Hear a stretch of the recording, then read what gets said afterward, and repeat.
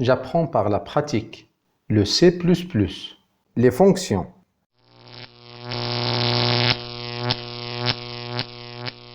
Activité pratique 4.2. On vous demande d'écrire un programme permettant de résoudre une équation du deuxième degré en utilisant trois fonctions. La première, fonction void_coef. Donc cette fonction permet de saisir les coefficients a, b et c. Notre fonction float delta. Cette fonction permet de calculer puis de renvoyer la valeur du discriminateur à la fonction appelante. Et la dernière fonction, c'est la fonction void solve entre parenthèses float d. Elle calcule puis affiche la solution dans l'ensemble R sur la base de la valeur de delta. Ces trois fonctions, on doit les utiliser dans une fonction principale main qui va utiliser et appeler ces trois fonctions pour résoudre une équation du deuxième degré quelconque. On vous donne le temps pour y réfléchir et proposer votre propre solution. Vous pouvez faire une pause, puis reprendre cette vidéo une fois que votre solution est terminée. Maintenant, on vous propose une solution qu'on va discuter ensemble. On va commencer par la création ou bien la définition de la première fonction. Donc, définition, on va définir donc les trois fonctions, définition des fonctions. Pour la première fonction, c'est void_coef. Void_coef, donc c'est une fonction qui n'a pas donc, de valeur de retour et elle n'a pas d'argument, pas de paramètre d'entrée. Dans cette fonction, on va juste saisir, donc elle va nous inviter à saisir, veuillez saisir les coefficients A, B et C. Donc puis on va saisir donc ces trois coefficients. Donc on va écrire Cn, A, B, puis C. Donc disons on va écrire respectivement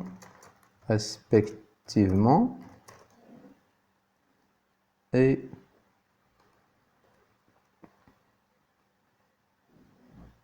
on va ajouter donc un saut de ligne et juste donc c'est pour la saisie. Pour la saisie, on va ajouter un autre saut de ligne à la fin. La deuxième fonction, c'est une fonction avec valeur de retour, type réel. Donc la fonction, on la nomme delta et sans valeur de retour, sans argument. Donc elle permet de calculer le discriminateur en se basant sur les valeurs saisies A, B et C.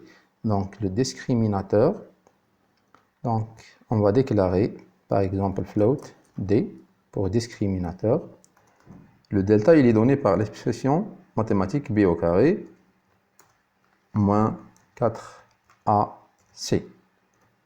Et on va retourner cette valeur par l'utilisation du mot-clé return D.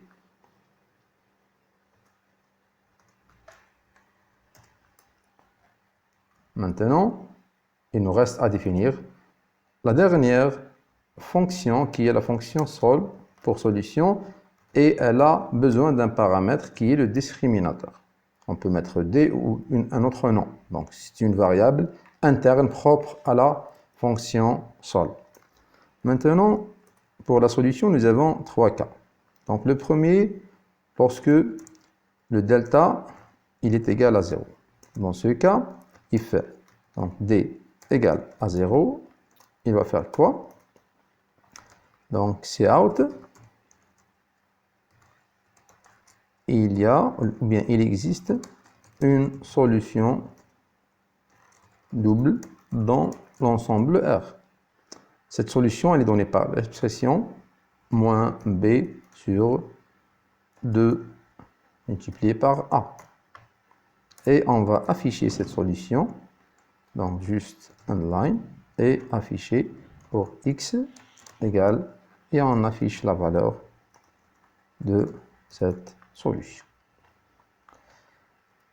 Pour le deuxième cas, on va faire juste un copier-coller et hop, le deuxième cas, donc lorsque ce d est inférieur à 0, donc if d est inférieur à 0, dans ce cas, il n'existe pas de solution dans l'ensemble R. Équation pour cette équation dans l'ensemble R. Et on quitte automatiquement cette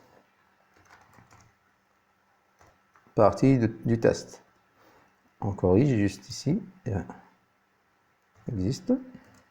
Donc, pour la dernière, ou bien le dernier cas, pour le dernier cas, donc lorsque le CD est supérieur à 0, automatiquement, donc si D est supérieur à 0, dans ce cas, il existe deux solutions distinctes dans l'ensemble R. La première solution, donc moins B, moins la racine carrée de D divisé par 2A. Et la deuxième, donc moins B plus la racine de carré de D divisé par 2A. Et il nous reste l'affichage, donc x1 égale x1 et x2 égale 7. Donc, c'est l'affichage pour les trois cas possibles. Ce qui reste, il nous reste l'appel et de voir comment utiliser cette fonction qui est la racine carrée. Donc, on va faire l'appel. Pour l'appel, donc on commence par appeler la première fonction qui est coff. Juste après, on va calculer donc on va calculer le discriminateur. On peut mettre disc égale quoi égale delta, et par la suite on va appeler la solution par sol disc, et donc ce disque ou bien discriminateur on va le déclarer comme réel. D'accord.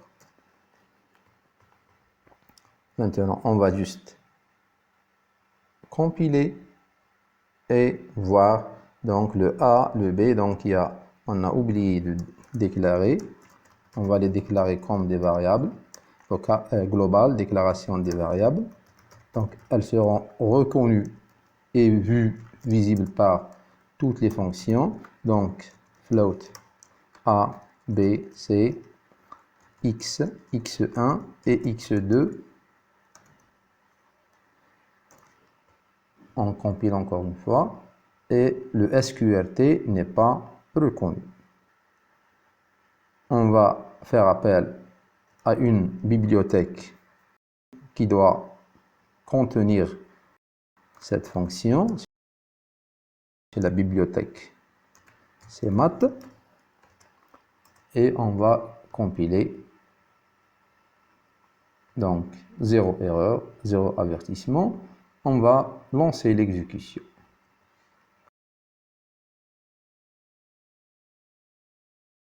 Veuillez saisir les coefficients A, B et C, respectivement. On va proposer 2, moins 9 et moins 5, et voir les solutions proposées. Donc, il existe deux solutions distinctes dans R, x1 égale à moins 0,5, x2 égale à moins 0,5. On vérifie juste une chose là. Donc, ici, nous avons fait une erreur, oublié de modifier le x2, et on va recompiler notre programme et saisir les mêmes paramètres. 2, moins 9 et moins 5. Théoriquement, la solution sera toujours une solution double, moins 0,5 et plus 5. Donc le calcul, il est bon.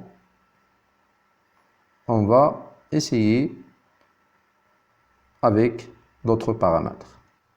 On va faire un test avec, par exemple, 1, moins 2 et 1. Donc, effectivement, ça donne une solution double dans R. Cette solution, c'est x égale à 1. Un dernier test, on va mettre moins 5, 2 et moins 3. Donc, avec ces valeurs, il n'existe pas de solution pour cette équation dans R. C'était une solution parmi une infinité de solutions que vous pouvez vous-même proposer. Merci pour votre attention et à la prochaine activité pratique.